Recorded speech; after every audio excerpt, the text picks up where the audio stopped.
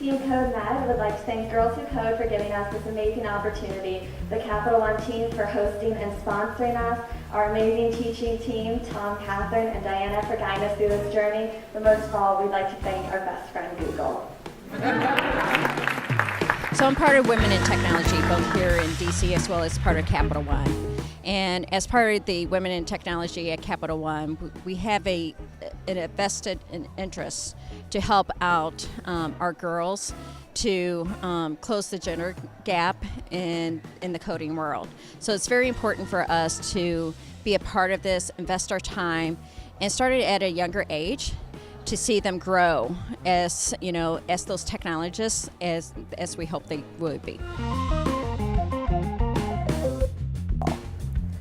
We've been really trying to address that this summer at Girls Who Code. So we've seen a lot of our students try to learn these coding concepts and become frustrated that they don't immediately get it.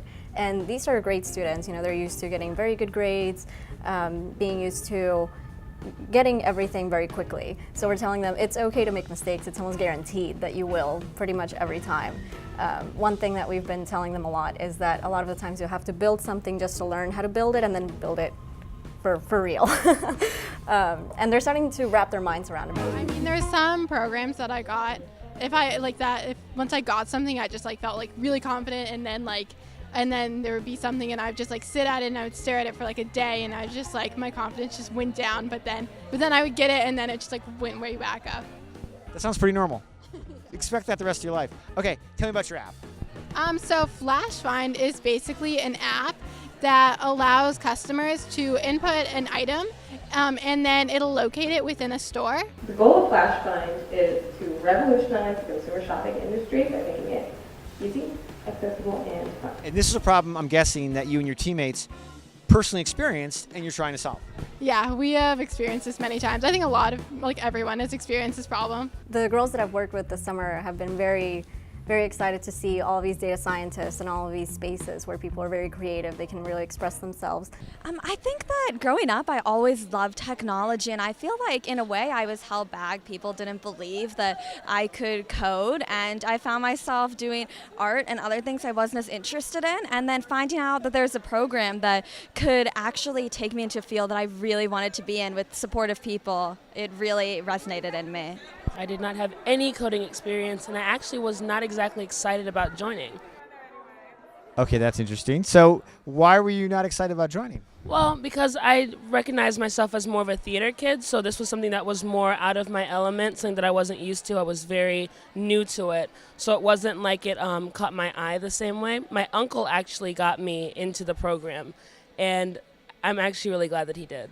We've also seen a lot of intersectionality in fields that we wouldn't usually have imagined that people would put together.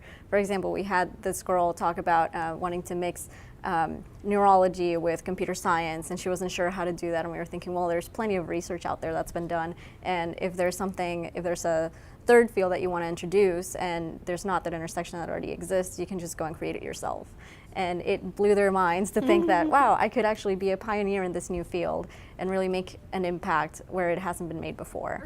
The first introduction of it, it was amazing to watch the girls who were very reserved, had some peaks and interests in certain fields of technology, and some of them didn't even know. By the second week, and we saw as the week progresses, we saw the excitement and just the ingenuity and the inquisitive and the possibilities that these girls were thinking along the way. I was just very blown away on the capabilities of these girls and their aptitude and their willingness to learn along the way. The first week I was like, I really don't think I was supposed to be here because all these other girls seem to know what they're doing and seem to really like it here, and here I am like, please give me a theater camp or something. But then the second week was when it was like, oh, this is kind of interesting. I actually really like doing something so simple as Scratch, and then it went into Python, and Python was a little bit hard, but it was still fun with the outcome. I liked the outcome and problem solving, and that's something that I really enjoy doing. However, what if I'm in a different country and I don't understand the language? Well, Zipporah, in the future, we will have a feature where the user can go to travel and visit another country. And while they're there, they're going to want to dine out. Well, this feature will allow them to translate the menu so that they can avoid any dangerous allergens. What if I'm at a grocery store and I'm not really interested in reading the food items ingredients? Well, Marion. I think Girls Who Code was just one of the most amazing experiences I've ever had, and I just really enjoyed meeting everybody, and these are like people I probably wouldn't have met, and I just got so much exposure to different programs and different jobs, and it's just like, it's a great thing. I have no idea what's next because there's endless possibilities, but I do believe that I want to keep coding because it is a fun experience. It's fun. It's really true with Girls Who Code. I think we've made friends for life here.